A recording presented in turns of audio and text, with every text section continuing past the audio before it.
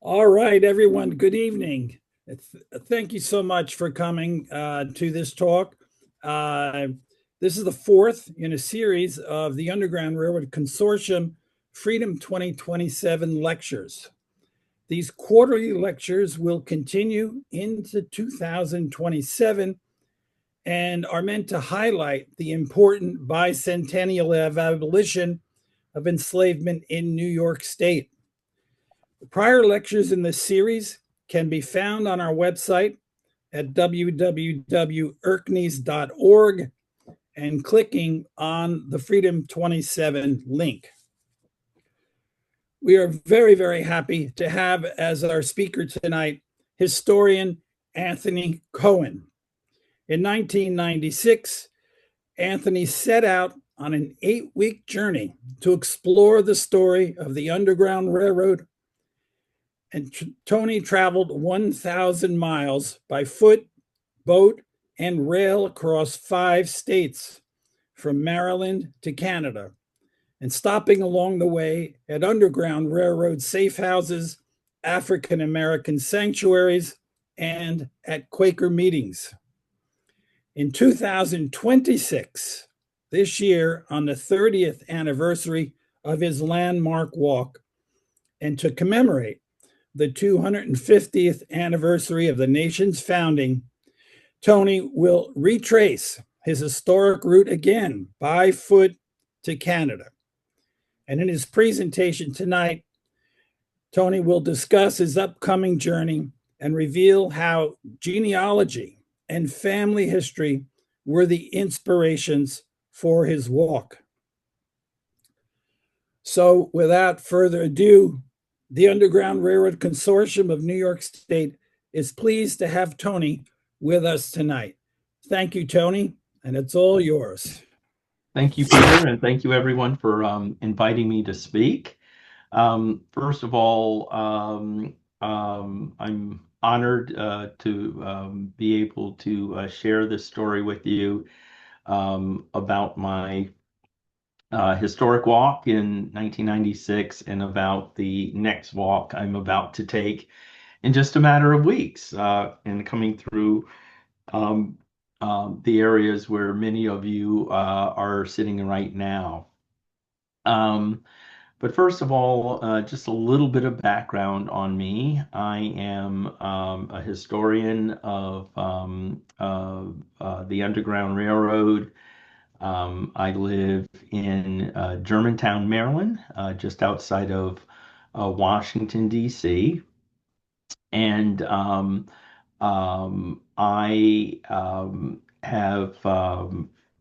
I work for a nonprofit called the Manera Foundation, Inc., which is mission with preserving the legacy of the Underground Railroad through programs, initiatives, and preservation. And I'll talk a little bit about that later. But I was born in Washington, D.C. in 1963, the year of King's March on Washington, and to the century mark of the Emancipation Proclamation. And growing up in the Washington, D.C. area, um, we were surrounded by history, and I grew up with a love of history, an interest in history. I had both sides of my family, my father's side and my mother's side, who not only enjoyed history but shared that with me and my siblings, taking us to historic sites in our youth, and films, music, books, anything that dealt with history. So I grew up with the reverence for the past. And after graduating from high school and spending about a decade out in the workforce and trying different things, traveling different career paths. I finally returned to higher education, going back to college and pursuing my degree in the early 90s. Um, about this time, around 1989, 90, I began to wonder a bit about my family origins. I was from the Roots generation, watched the series on TV. I had a broad sense of the African American story. Um, uh, and Eva. oh, I think someone's speaking. Oh, okay. And a broad sense of the African American experience. But I just had an urge to dive deeper, and I started with an exploration of my own family history. In 1989, um, I called my grandfather, my father's father, to ask him about our family name. My last name is Cohen, which is, of course, a Jewish last name, though neither of my parents were Jewish, and I knew of no Jewish connection in our lineage. And so I called my grandfather, who was living at the time in LA, and I said, Granddad, how do we get the family name? And he told me that his father, my great grandfather, had been born free black in Philadelphia during the Civil War, orphaned, and then adopted by a Jewish family from Wilmington, Delaware. And as soon as I heard that, the theme song from Roots was going through my head, and I wanted to go out and explore that history to learn for myself more about my past. And so I started researching at the National Archives and the LDS library. And then as I learned more about my family roots, I would go to the places that my ancestors hailed from, research locally in those places, and then I would just consume as much information that I could, not only on them, but on the times in which they lived, to get a kind of broader picture. So by the early 90s, I had a bit of a passion for Black history.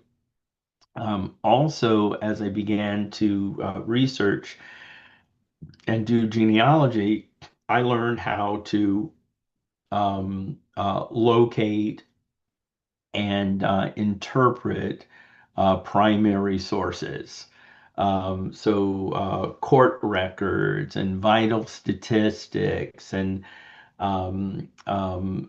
land records and all the pieces to the puzzles that I was trying to put together.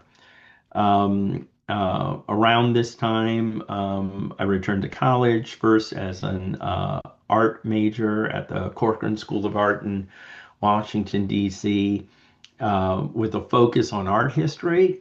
And then something happened, and I just decided to ditch the art part and just go for the history. I transferred to American University, and that's where I got my bachelor's degree. And for that degree, in my senior year of study, um, with a focus on American studies, um, I was given an assignment to write my senior paper on some part of African American history that had gone unrecorded. And so I chose the topic of the Underground Railroad. And I don't even know how it came to mind that that was a topic I should latch on to. But at the time, there was not a lot of information, public books, or even fields of study around surrounding the Underground Railroad.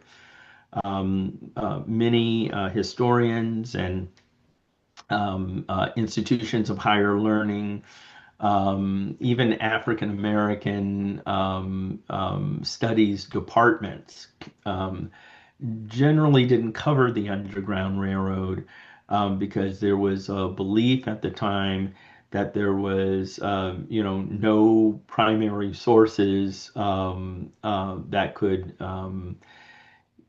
really give us much information. There was a sense that the Underground Railroad, because of its clandestine nature, meant that no records were kept. And so historians kind of overlooked this important period. Um, Growing up in Maryland, I knew that Maryland was a border state. Maryland was a slave state, slave holding, enslaving state. I knew also that some of the biggest luminaries of the Underground Railroad movement, such as Frederick Douglass and Harriet Tubman, hailed from Maryland, and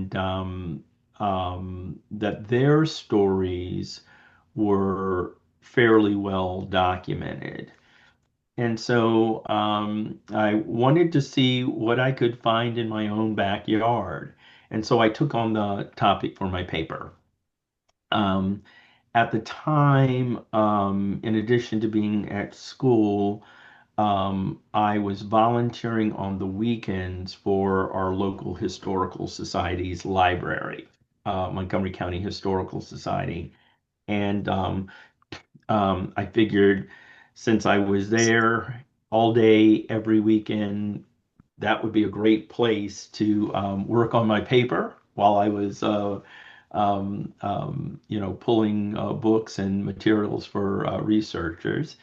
And so I proceeded to attempt to find the Underground Railroad in Montgomery County. Um, like with genealogy, the first place I always look to is with living people. What do living people know about the subject matter that I'm looking for? And so I remember going into the Historical Society Library and talking to the chief archivist, and I said, all right, I'm working on this paper for my senior paper, and I want to do it on the Underground Railroad in Montgomery County. And before I could say another word, she said, well, I can save you the effort because there was no Underground Railroad in Montgomery County. She said Montgomery County was a southern county in a southern state. And she said during the Civil War, our finest It's 220. 220. Oh, she said, our finest male volunteers joined the Confederacy. She said they went across the Potomac River and joined the Confederacy. And she said um, that in the 1860 election, only 5 people in the county voted for Abraham Lincoln. And based on all of that information, she said, therefore, there was no Underground Railroad because there was no one here who was willing to help the blacks. She said it just like that. And I kind of felt I wasn't going to get much help. But I asked her, I said, 5 people who voted for Abraham Lincoln, how do you know that? And she said, well, it's in the records. And she leaned in and she whispered to me, and they were Quakers. And I thought, oh, Quakers, the Underground Railroad. Yes, I'm in. So that was my first clue that there might be some connection to the Underground Railroad in Montgomery County.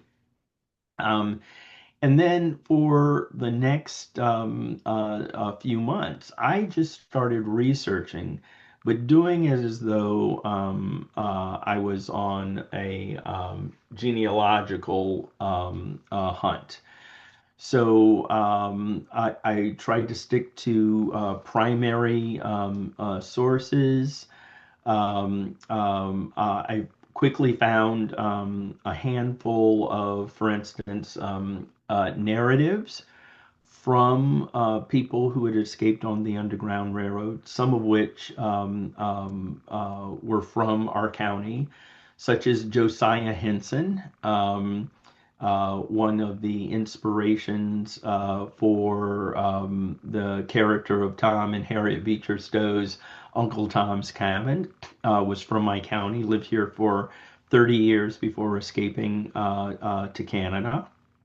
And other less prominent people whose narratives were recorded during those times. Um, I then went to our local courthouse and I discovered accounts of people who were tried and convicted of harboring or assisting in people's escapes.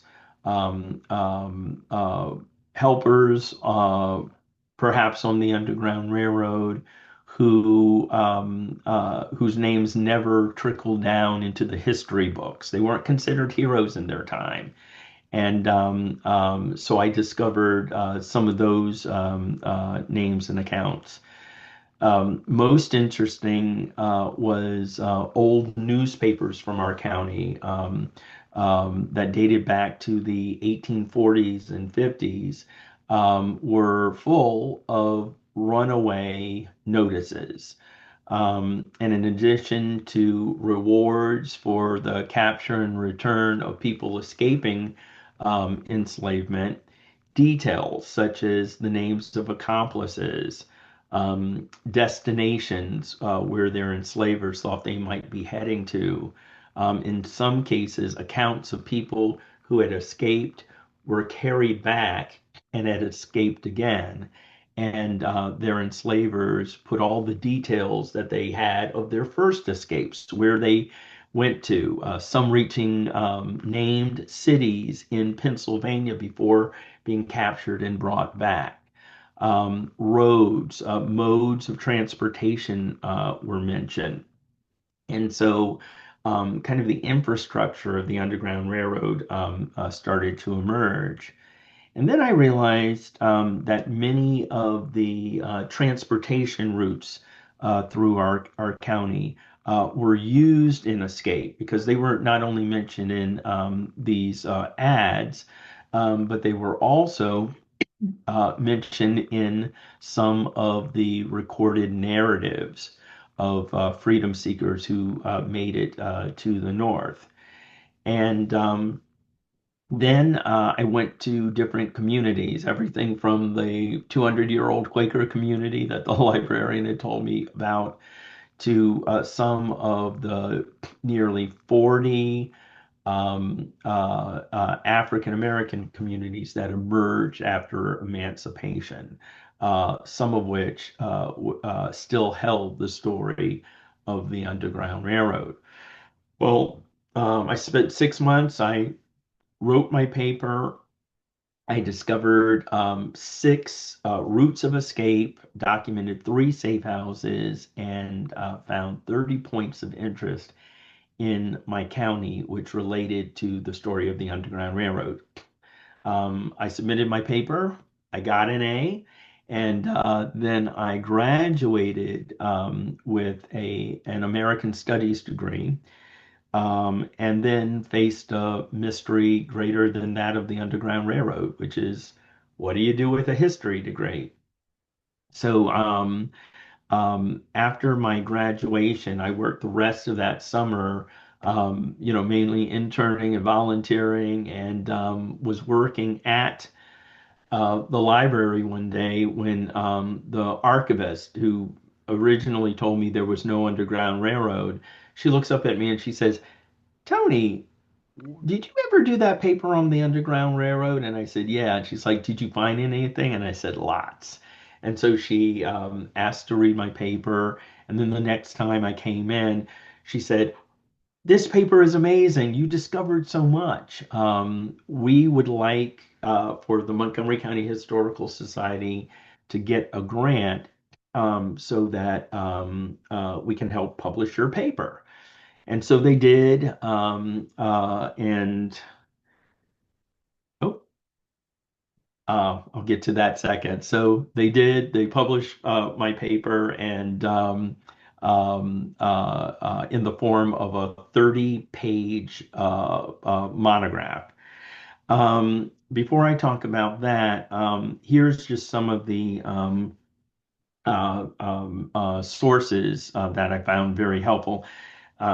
As some of you may know, the person on the top left is Harriet Tubman. Um, at the time I started researching the Underground Railroad, a lot of sources credited Harriet Tubman with inventing the Underground Railroad. When she escaped in 1849, the Underground Railroad was well underway. Um, um, in the decade prior to her escape, or at the beginning of her escape, the name, the terminology was affixed to the loose system of aiding and abetting that defined the Underground Railroad. And by the time Harriet made her last rescue mission in 1860, the Underground Railroad was a household name. Um, but she didn't invent the Underground Railroad. Someone who had a profound hand in the Underground Railroad was the man in the upper right, which is William Still of Philadelphia, who ran a station also for a decade and kept a diary of all the people who came through his station, over 600 accounts, naming the freedom seeker who arrived, where they were from, the names of the people who enslaved them, names of family members, what they did for their occupation, who they left behind, and what prompted them to seek freedom. In 1871, he publishes his book, and it became one of the first comprehensive histories of the Underground Railroad. In his book, I found 12 people from my county that I was able to identify were from my county who had escaped through his line, including Anne Maria Weems, who is pictured in the bottom left-hand corner. And then in the bottom right is a picture from a book called The Underground Railroad from Slavery to Freedom by Wilbur Siebert, professor of European history at Ohio State University, who in the 1890s began getting his grad students to go out, talk to family members, people in their community, and ask them what they knew about the Underground Railroad. And so for about 50 years, he collected these stories. He corresponded with people, um, and he started mapping the Underground Railroad state by state, county by county. This was one of the earliest inspirations for me because if you can see on that map where Maryland is, there is like a trunk line of the underground running through Baltimore and then to DC. So early on, I knew there was something happening in our area. Well, fast forward, I was a published author. This is the booklet that came out. And it was a 39-page monograph, which was based on my paper and not only had the history of the Underground Railroad in our county, but also had driving guides, so you could actually go from place to place, seeing historical resources that were extant that helped tell the story. Interestingly, somehow during my research, I found an image which is really from Ural's neck of the woods, and I believe it was Cazenovia, New York. There's Jarrett Smith, um, Frederick Douglass. I believe that's Abby Kelly, though there's a number of people who identify the woman at the pulpit differently. And then flanking Smith are Mary and Elizabeth Edmondson, who were enslaved women from my county here in Maryland who attempted an escape aboard the Pearl from Georgetown in DC in 1848 and were caught. Um, Sold on the auction block of New Orleans, then redeemed with the help of Northern luminaries such as Henry Ward Beecher, and then became fast speakers on the abolitionist circuit. Um, and so I put them on the book, the cover of the book. Um, so, after the booklet came out, I started getting lots of requests from local schools, libraries, and so forth to come out and speak and talk about my research and what I had discovered. And one thing I did, especially when I spoke at local schools, is I tried to share stories about the Underground Railroad that were close to the communities that I was speaking in. And one day I was invited to speak at an elementary school, which is in Rockville, Maryland, just off of Rockville Pike, which is the main artery that cuts through our county to DC, to Washington, DC to the south, and Frederick, Maryland to the north. And I'm telling the kids how the road was used and all of this. And my story must have been very vivid because one boy raised his hand and asked, "Mr. Cohen, were you afraid when you escaped on the Underground Railroad?" Thinking that I was a freedom seeker who had come to his class to tell my story.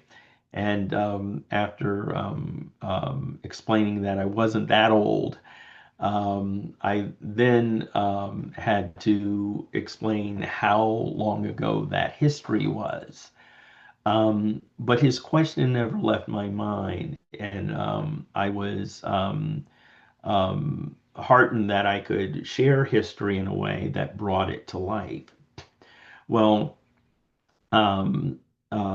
shortly after that, I was going through some of my research notes for the book I had written, and I had a big like wall map of our county. And one of the things I would do is every time I found a historic site or a resource of some kind, or a transportation route or some part of the natural environment that connected to the underground, I'd highlight it on the map. And then one day I'm just looking at the map and I'm seeing these roads and rivers and the Chesapeake and Ohio Canal and all these byways through my county that I had highlighted, and realized that they went beyond the borders of my county. And I wondered, okay, well, what if I were to follow, say, Rockville Pike into the next county, Frederick County, and research as I went along that route? Ask people the same questions about the Underground Railroad as I had in my community. What would I discover?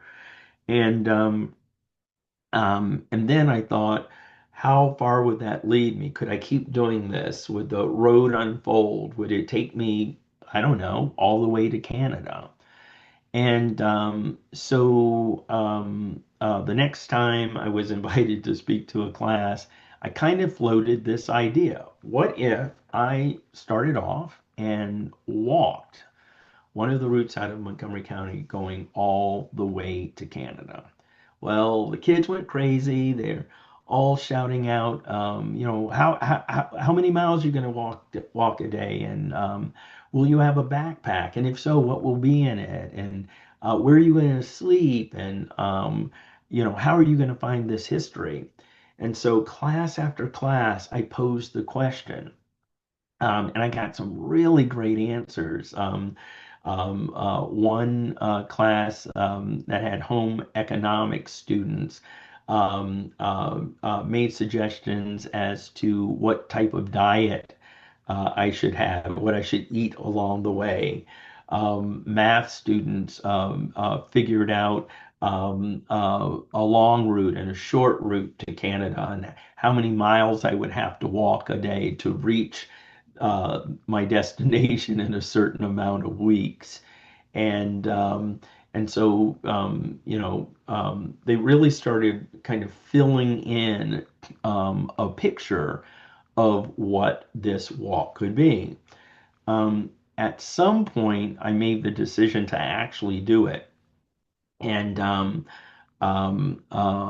set a date on the calendar, which was May 4th, 1996.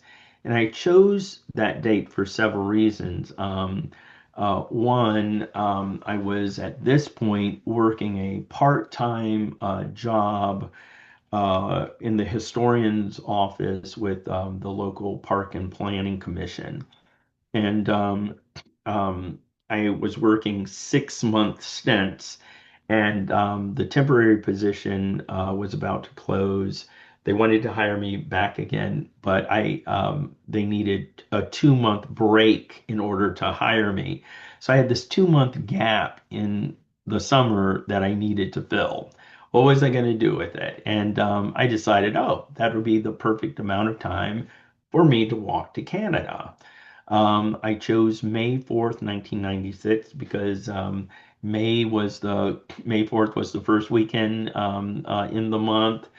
I figured April showers and colder weather would be behind me, and I would get on the road long before the heat of the summer began. And so I proposed this date.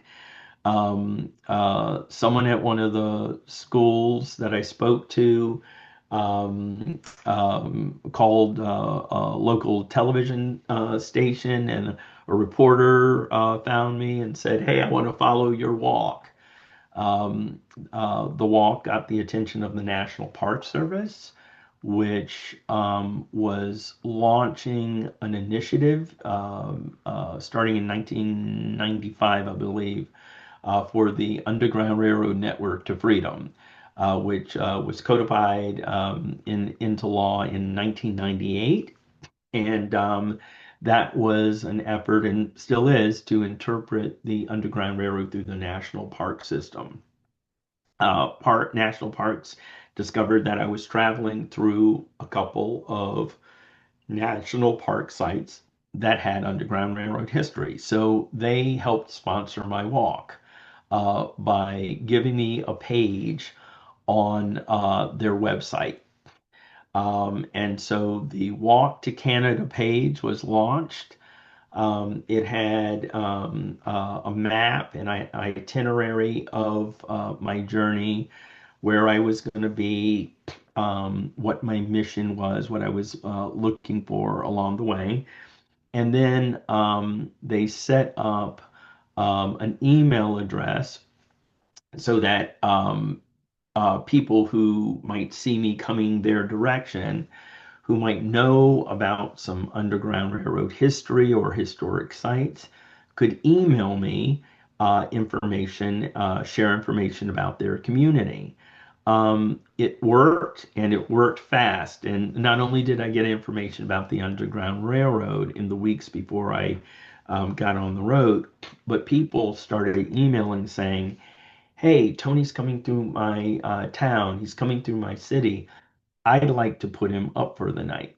So I was able, through the national park site, to network a place to stay every night of my journey by the time that I got on the road. So May 4th, 1996, I put one foot in front of the other and I start heading north. Um, my method was to walk 10 to 25 miles a day. 10 miles was about a 3.5 hour walk, and 25 miles was a full 12-hour day. During that time, I'd walk from town to town, and I'd look for generally a library, a historical society, or a museum. Stop there first and ask what they knew about the Underground Railroad. In lieu of that, I would go to a post office in a small town because the postmaster always knows who the town historian is or who the oldest person in town is. And I was able to get great information that way. In lieu of that, I go to a realtor's office because they knew the history of the oldest homes in the community, and they would actually call people up who were living in suspected Underground Railroad safe houses and say, "Hey, this guy's walking to Canada. Let him in your house." And so that was the method that I used when I was on the road. The other thing I did was national parks set up a 1-800 number for me to call where I could just call from any payphone, didn't charge me. And there was an answering machine on the other end. And so every evening I would call in and I would read, or I would speak to the answering machine and leave an account of what I had seen that day, what had experienced, where I had gone. And then the following morning, one of the admins would get in early, play the taped message, and transcribe the account, and then place it on the website. So I don't know. I kind of invented blogging, maybe. But it was, kind of an analog, but very successful way of reporting my walk. And those accounts kept driving visitorship to that page. By the final weekend that I crossed over into Canada, that single page on the national park site received 10,000 hits in one day and was certified the number one web page in America. The underground of old and the information superhighway merged on my journey. This picture is a promotional picture that we had on that website. I did not dress like this for the entire trip, just for the beginning. And I'm going to share, let's see what time it is. Okay, I'm going to share a very quick story, and I'm just going to blow through it and get through the rest of the slides, and then we can open it up for questions. But when I started out on the journey, my goal was to collect information, to document the Underground Railroad, and to see if I could do so by following its path. Um, Once I was on the road, all of that was happening, but I also began to wonder what was the journey like for the people who actually went on the journey? What was their experience? And when I was in Philadelphia, I was speaking to a group of school kids where I always seem to get myself into trouble. And well, one student asked what the greatest escape on the Underground Railroad was. And I said, well, there were so many people who traveled it. We only know a fraction of their stories. I can't say what the greatest escape was, but I shared the story of Henry Box Brown, who was from Louisa County, Virginia, who escaped from Richmond, Virginia, inside a crate, depicted here in this image, and was shipped to Philadelphia to the office of William Still, where he was released as a free man. And for another hour-long presentation at another time, I'll tell you the full story. But in Philadelphia, I built a crate with the help of some friends. You can see me in that one picture. And the crate was then smuggled on an Amtrak train and shipped from Philadelphia to New York in what should have been a 2-hour journey. But we missed the first train, and the box had to sit on the platform, and we had to catch a later train, and the box was mislabeled. And finally, 6 hours later, on the streets of New York in front of Penn Station, I emerge, a free man myself in the North. Um, um, and I can say of that particular experience, I got a hint of the fear factor, the close quarters, the uncertainty of what the original freedom seekers must have felt. Just an aroma.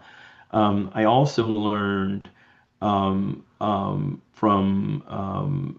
several events on my journey that adrenaline was most likely the chief fuel used on the Underground Railroad.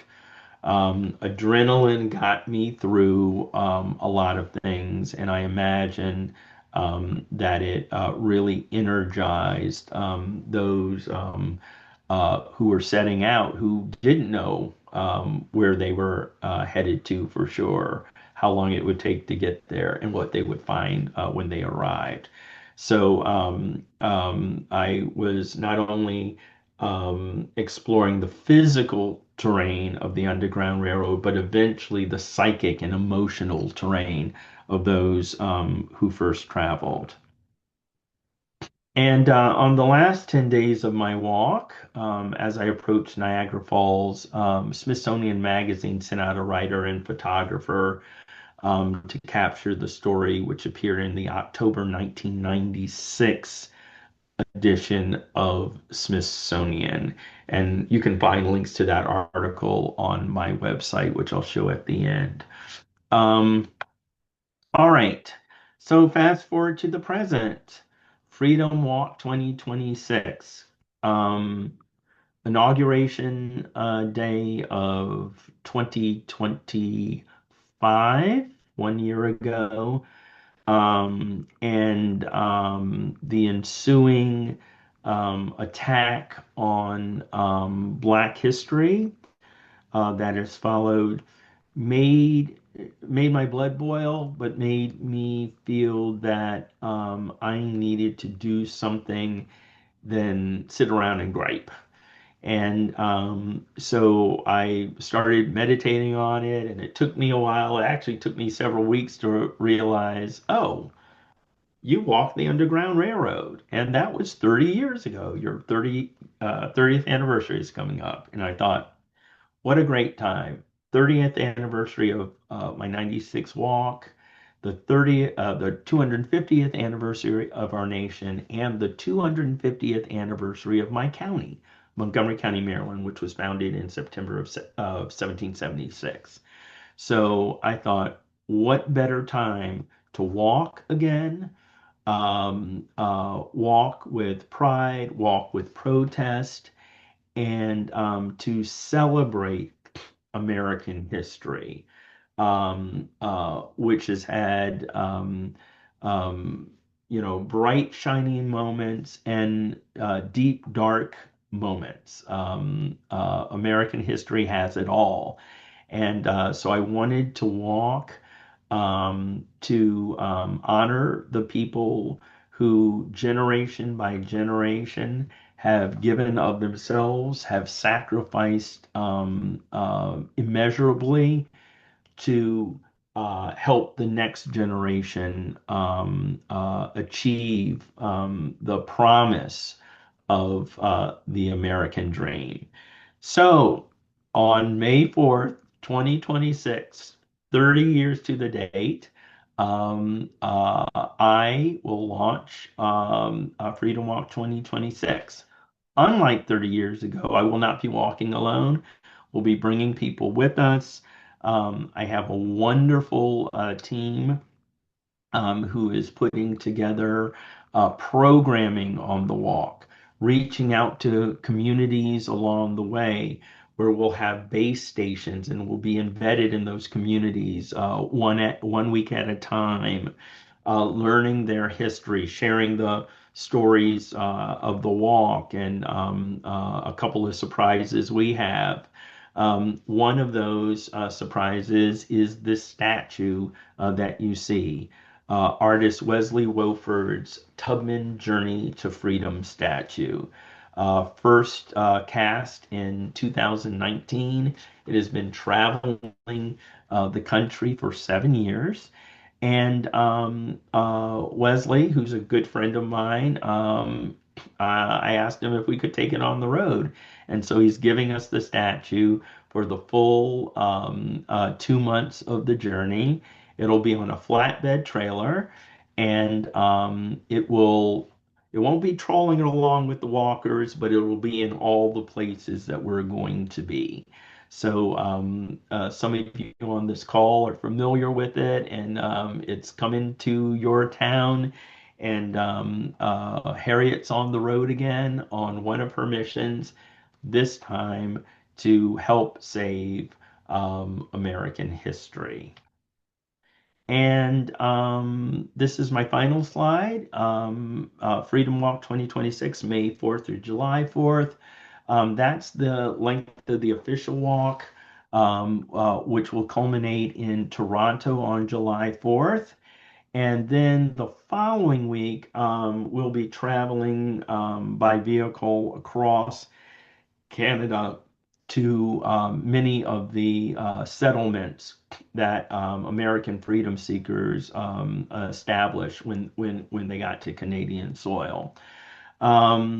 These are the major cities we're going through, starting in Sandy Spring, Maryland, Baltimore, Burlington slash Philadelphia, New York, Poughkeepsie, Albany, Auburn, probably Syracuse is going to jump on that list, Rochester, Niagara Falls, and Buffalo, and then cross into Canada. For those of you interested in learning more, you can just go to my website, and it is menare.org, Menare. Menare was a passcode on the Underground Railroad. That's why we use that word. And you'll immediately see the jump page for the walk. And you can scroll through and see how you can become involved, either as a companion walker or an activation site or an accommodation site. We still need housing in a few places. And you can also give to our fundraising effort to help pay for all of us being on the road, and all the costs, not only for the walk, but capturing the walk on film and making it available to the public. So without further ado, I am going to stop sharing screen and we can open it up for questions. Oh, there are a lot of people on here. All right.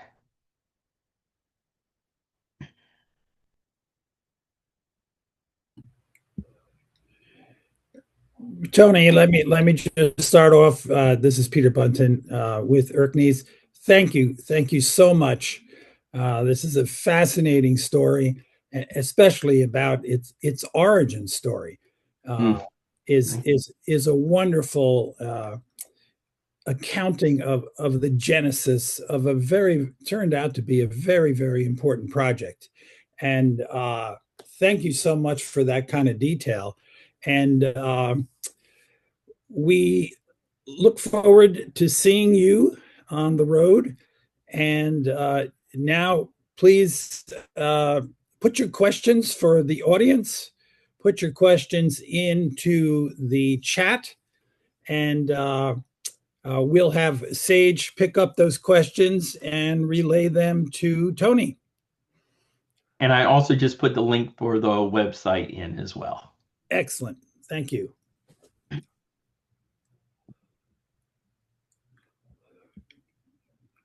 Okay, so we have a couple of notes. Looking forward to welcoming you to the stops that were shown in the graphic earlier. But the first question that we have comes from Ellen Spindler out of Queens. What records did you consult in pursuing the Quaker connection? Yeah, so Sandy Spring, Maryland is the home of Sandy Spring Friends Meeting, which is under Baltimore Yearly Meeting, which was traditionally under Philadelphia. And the Sandy Spring Museum, which was a fledgling operation at the time, had lots of information. Sandy Spring Quakers were, yes, I'm on a call. Sorry about that. Sandy Spring Quakers were large scale enslavers until the time of the Revolution, where Baltimore Yearly Meeting started challenging the practice of slaveholding. And so over time, many of those families gave up their human property, and one of the earliest free black communities in Maryland emerged in their shadow. So we had a lot of family connections. A couple of the Quakers who lived in houses that were active on the Underground Railroad also had documentation, sometimes in the form of letters and other correspondence. And so it really gave me a foothold to the story. And there were still in the 90s a generation who were octogenarians who, as children, knew people who were themselves were octogenarians and had lived during the time prior to the Civil War. So it was just a rare kind of window, which is closed, has since closed. But that's where I started getting my information. That also led me to places like Swarthmore. The archives there is just astounding. Yeah.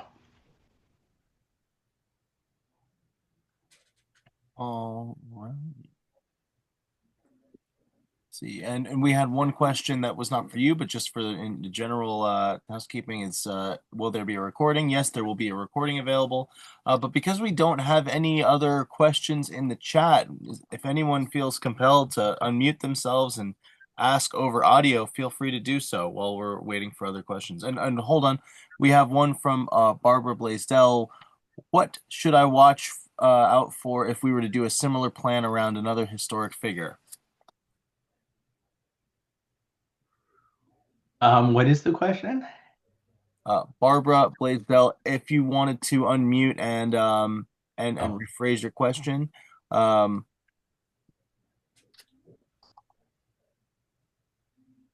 In the chat, it says, "What should I watch out for if I were to do a similar plan around another historic figure?" I don't know if that's referencing Oh research. gosh. I don't know. That's a great question.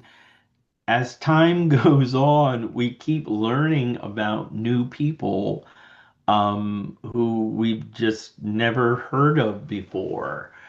And um, I think one of the biggest challenges to history is history takes place in the rear view mirror, right?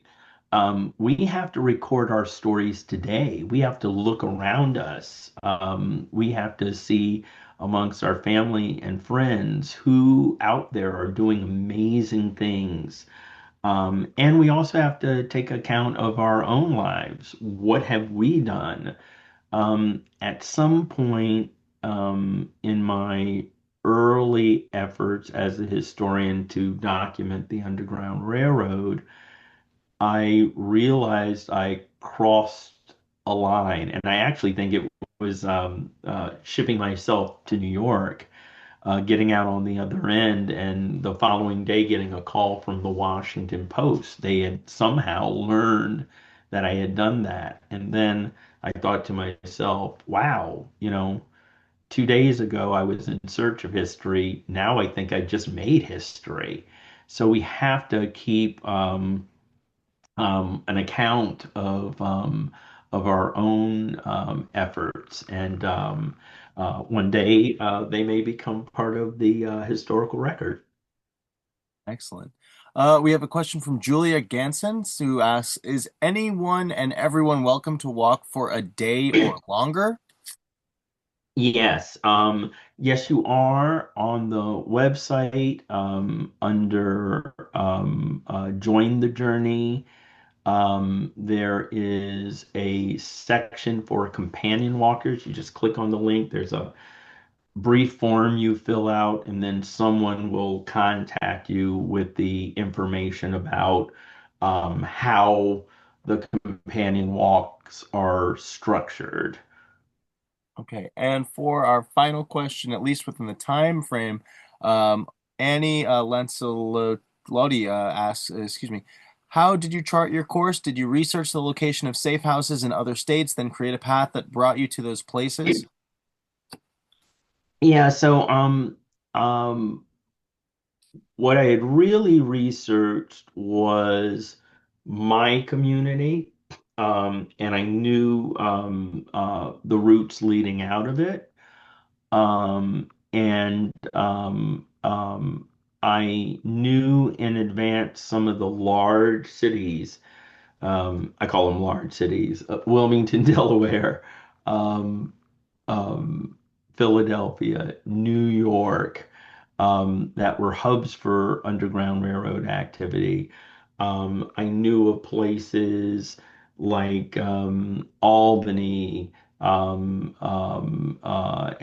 Auburn and Syracuse, along the abolitionist trail heading to Niagara Falls. While I was on the road, I then discovered other places like Peterborough. I ended up in Peterborough, and spent a night in the barn associated with uh, uh,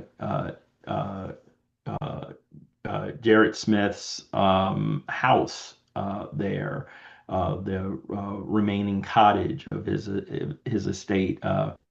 Dot Wilsey, I don't know who might be on this call. She put me up for the night, offered me accommodations in her house until I learned that freedom seekers slept in the barn, so that's where I slept. Um, but along the way, it was a bit of general knowledge that I that kind of aimed me along that path. But the entire way, if I discovered something this direction, I would go that direction, or something over here, I might veer over there. So it really unfolded in an organic way while I was still following what was probably an established corridor to freedom.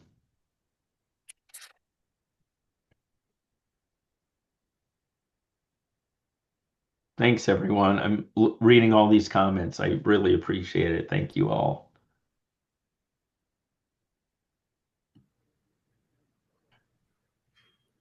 Okay, well, if we have no other questions, we encourage everyone to reach out to Anthony via the website mener.org, and feel free to keep in touch and stay posted about upcoming programming around this walk throughout the year. Wish Anthony the best of luck and safety on the way. Thank you. And thank you for this opportunity. And I see so many names of people who I'll be visiting on the road.